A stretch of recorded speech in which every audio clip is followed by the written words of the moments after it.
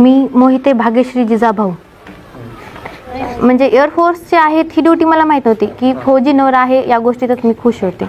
म्हणजे एक फौजी नवरा असण्याचं म्हणजे ती गोष्ट अलगच, म्हणजे मनामध्ये एक वेगळाच आनंद असतो, उत्साह असतो की फौजीची बायको. एका बायकोचे स्वप्न खूप जास्त असतात. म्हणजे एवढ्या छोट्या आयुष्यामध्ये लग्नाला 1 वर्ष पण झालं नाही, काय स्वप्न असतात, किती स्वप्न पाहिले. अचानक ते स्वप्न म्हणजे डोळ्यासमोर उडूनच गेले. समाजामध्ये खूप लोक आहेत असे, आता म्हणजे पाहायला समोर एक बोलणार, पाठीमागे एक बोलणार. होते तेव्हाच म्हणायचे ना, तुम्ही काळजी करू नका, मी आहे घरी पाहते. तो शब्द खरा ठरलाय. मी आहे, मी पाहते, मी सांभाळणार आहे, एवढंच. म्हणजे इच्छा होती आईवडिलांना, म्हणजे सांगितली की मला फौजी नवरा पाहिजे म्हणून. आईवडील म्हणले दुसऱ्या क्षेत्रातला पाहायचा का तुला तेच पाहायचा? नाही म्हण, मला फौजी नवराच पाहिजे म्हणलं. ठीक आहे म्हणले. म्हणजे मुलीची इच्छा, आईवडिलांनी कधी माझी इच्छा कधीच मोडली नाही की आमची मुलगी हिच्या कशा इच्छा पूर्ण करायच्या, मुलं आहेत, कोणतीच गोष्ट नाही. शैक्षणिक वातावरण होतं, धार्मिक पण घरी वातावरण होतं. आणि मुलींचे लाड, म्हणजे मूळ आम्ही दोघी बहिणीच होतोत ना, त्यामुळे मुलींचे लाड सगळेच करतात. तसं त्याप्रकारे आईवडिलांनी आमच्या सगळ्या इच्छा पूर्ण केल्या. ठीक आहे म्हणले. असं वाटलं की ते शहीद नाही झाले, ते हे झालेच नाहीत, मरण नाही बोलते, अमर झाले. आता असं आहे तिथं लोक म्हणले अंत्येच्या ठिकाणी की शहीद झाले, मरून गेले, तुम्ही कुंकू, आमच्या इथं प्रथा आहे पुसायची. पुसायचं नाही, मला कुंकू काढायचं नाही कपाळाचं किंवा गळ्यातलं मंगळसूत्रही उतारायचं नाही. कारण ते माझ्यासोबत आहेत, अमर झाले, ते मरण कधीच पावले नाहीत आणि ते मरणार सुद्धा नाहीत. माझ्या पतीचे स्वप्न मुलीला शिक्षण शिकवायचं, मला नोकरी करायची, आईवडिलांना सांभाळायचं, बरेच स्वप्न आहेत असे, ते त्यांचे पूर्ण करायचे राहिलेले आहेत. ते सगळे स्वप्न, एक सुद्धा स्वप्न असं सुटू देणार नाही की म्हणजे माझ्या नवरा आता नाही आणि ते स्वप्न कसे कोण पूर्ण करणार. बिलकुल ही भावना मनामध्ये नाही ठेवणार आहे. प्रत्येक एक जे जे स्वप्न होतं ते सगळे स्वप्न मी पूर्ण करणार आहे. कारण वडिलांचे संस्कार मुलामध्ये येतच असतात, ही आपल्या इकडे म्हण आहे. म्हणजे घर जसं वावरतं तसे घरातल्या लेकरांना संस्कार पडत असतात.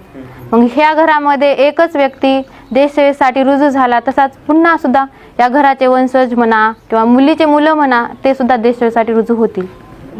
म्हणजे ड्युटी पूर्ण सकाळी 6 वाजता ड्युटी चालू व्हायची, 2 वाजेपर्यंत ड्युटी असायची त्यांची. नंतर 2च्या नंतर जेवण करण्याच्या अगोदर फोन करायचा 5-10 मिनटं, जेवण करून घेतो म्हणायचे, ठीक आहे म्हणायचं, जेवण ते करा. नंतर मग फोन करायचे. नंतर मग वेळच होता 6 वाजेपर्यंत सकाळी. म्हणजे ड्युटी कधी आमच्या संसाराच्या मध्ये आलीच नाही. ड्युटीच्या ठिकाणी ड्युटी, संसाराच्या ठिकाणी संसार. ते घराचा जर विचार केला असता तर देशसेवेमध्ये गेलेच नसते. ती भीती कधीच वाटली नाही की फौजी नवरा आहे आपला आणि कसं होईल आपलं.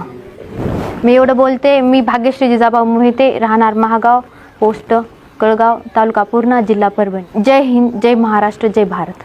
बुधवारी फोन नाही मला, गुरुवारी फोन नाही. तोंडात घास घासला की एवढा मोठा व्हायचा. म्हणायचं काय झालं असं मा वागायला, काय झालं असं. मला 2 गोष्टी बोलू दे की भाग्यश्री म्हणायचं. म्हणायची आई तुम्हाला काहीच कळत नाही, तोंडाला हे लावलं, कसे बोलतात. ते मूप सांगणे गेले. मग आता वाटायचं मला काम बोलत नसत, मला काम बोलत नसत.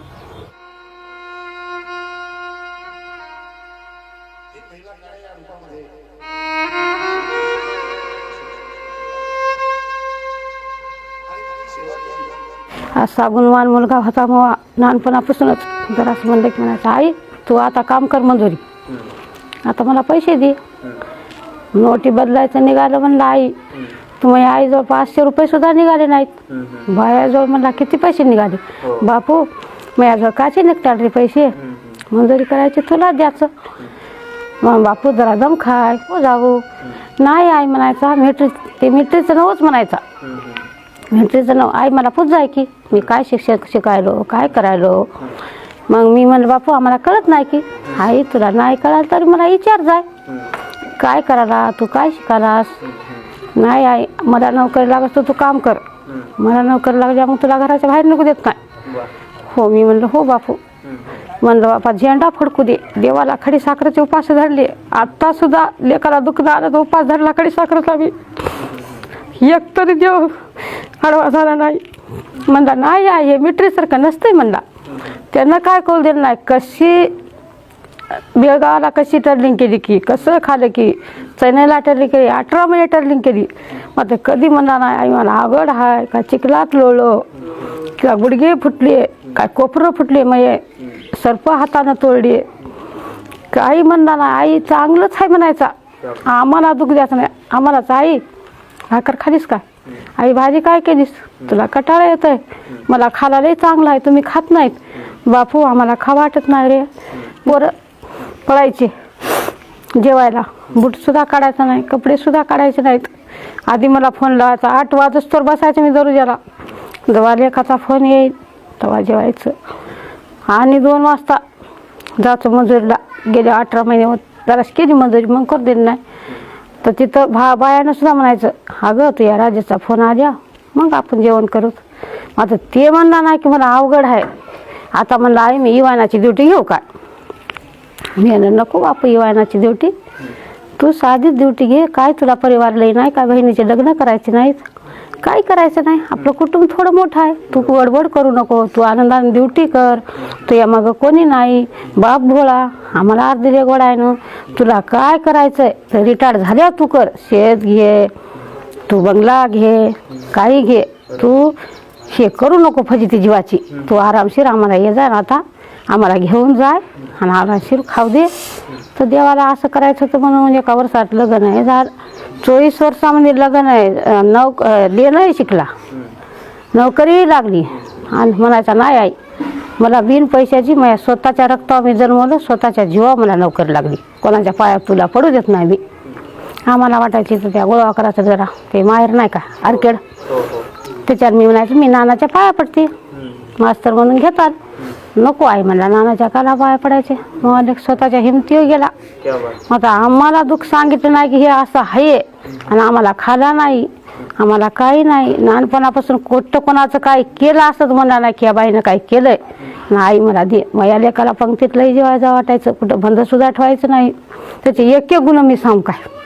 शेतीमध्ये मंजुरी करायची लोकांच्या जायचं मंजुरी करा. फोन मी पदराखाली घेऊन झोपायचं मला कळत नाही म्हणून. दुसऱ्याचा कोणाचा फोन येईल म्हणून पदराखाली असं झोपायचं मी फोन घेऊन.